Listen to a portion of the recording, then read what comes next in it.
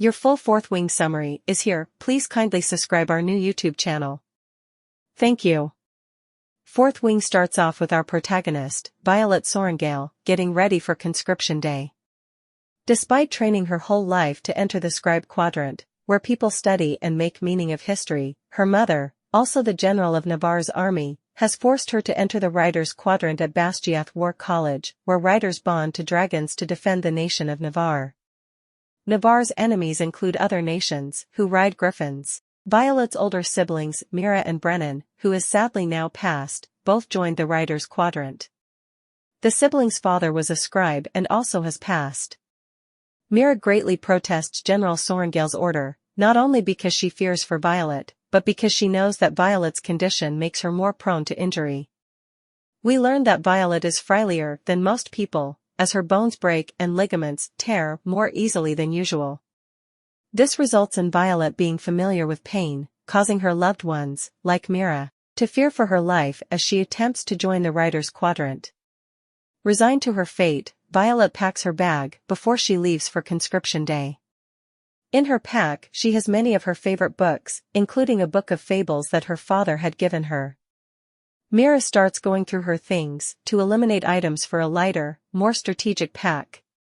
While packing, Mira offers Violet advice and provides her with a special armor made of dragon scales and boots that will help her maintain her balance while crossing the parapet. Mira cautions Violet to avoid a man named Zayden Ryerson who will kill her because of who their mom is. Zayden's father, Van Ryerson, led a rebellion and was executed along with others who participated by General Sorrengail. Before crossing the parapet, Violet meets a fellow candidate named Rhiannon. Violet realizes that Rhiannon's shoes are not ideal for the parapet's slick conditions, and she switches one shoe with her so that Rhiannon has a better chance of surviving. As the candidates line up, Violet sees a third-year rider and is instantly attracted to him, thinking to herself that he's the most exquisite man she's ever seen. She quickly realizes that this man is Zayden Ryerson, the man that Mira warned her about. He overhears someone calling Violet by her last name and they have a brief confrontation about their family history, where we learn that her father was also responsible for getting her brother, Brennan, killed. Violet is attempting to cross the parapet, but the candidate behind her, Jack Barlow, is ruthless and determined to make her time as difficult as possible. He nearly chases her the whole passage across, but Violet thankfully makes it. Before he can jump down to safety, she quickly turns around and holds her dagger to his balls. She lets him down, but he warns her that he is going to kill her eventually. Now that she has crossed the parapet, she looks for her childhood best friend, Dane Edos, who is a second-year rider. They reunite and he is concerned for her welfare and confused since she was always supposed to be a scribe. Violet thinks about how at one point they could have been more than friends, and their brief reconnection stirs these feelings up for her again. Dane tries to convince her to run off to the scribe quadrant, but Violet says that it is too late and the decision is made. Dane insists that she become a part of his squad, which she does. The only problem is that Zayden insists that Dane's squad switches with another, making them join Fourthwing, which Zayden is the wing leader of. The dragons arrive to evaluate and intimidate candidates. A few candidates start to run away, prompting the dragons to kill them with fire. The next day training and classes start, where Violet realizes they will be doing a lot of one-on-one sparring matches. This causes her to feel nervous, because of her condition and also because she doesn't know how to fight. Violet excels in history due to her scribe training and Rhiannon is a promising fighter, so they agree to teach each other these skills. Mira gives Violet a journal that Brennan wrote during his time in the Riders' Quadrant.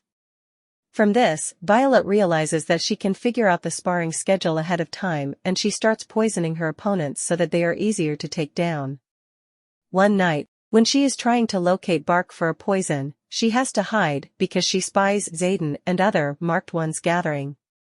Marked Ones are the children of the separatist rebels, like Zayden's dad. They are called Marked Ones because they each possess a relic, similar to a tattoo, that General Melgren's dragon gave them to remind them of their betrayal of Navarre.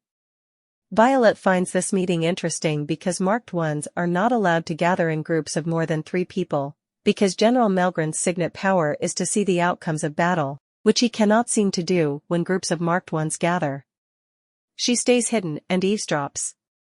Once everyone has left, but Xaden, she thinks she is almost in the clear, when his shadows pull her down to him. He asks her if she is going to turn them in. She says no. He supposes that now he owes her a favor. At her next sparring match, Violet has to face Xaden since she accidentally poisoned her opponent too soon. He says that he knows what she's been up to and that she is going to have to find a way to beat them without poisoning them. There are undercurrents of attraction and sexual tension between both of them. Violet and her squad train for the gauntlet, which tests riders before they can proceed to the threshing, where riders bond with their dragon.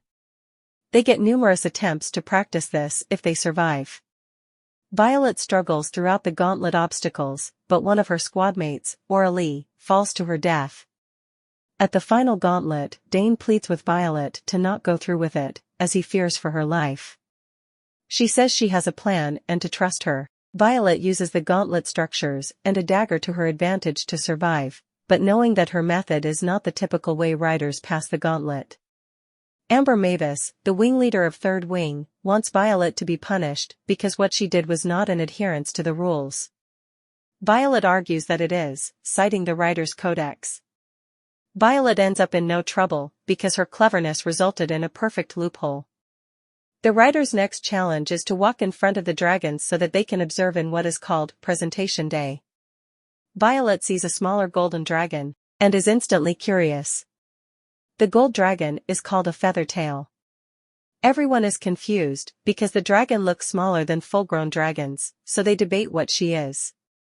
Prior and Luca are killed by dragon fire. Threshing occurs on October 1st. This is the day where dragons pick which riders they want to bond to. Violet overhears Jack, Tynan, and Orin plotting to kill the small golden dragon because she is a weak link. Violet battles the trio to protect the gold dragon. Xaden appears with his dragon, Scale, though he cannot interfere with the threshing. Jack runs away. Violet stabs Tynan and manages to knock Orin out, but her arm and leg are hurt. Tynan advances, and Violet sees Xaden take a step forward as if to save her, despite the rules. He doesn't get a chance to though, because suddenly a large black dragon lands behind Violet and starts communicating with her, indicating that he has chosen to bond with her. The black dragon kills Tynan with his fire. Violet and the dragon, named Tern, fly off.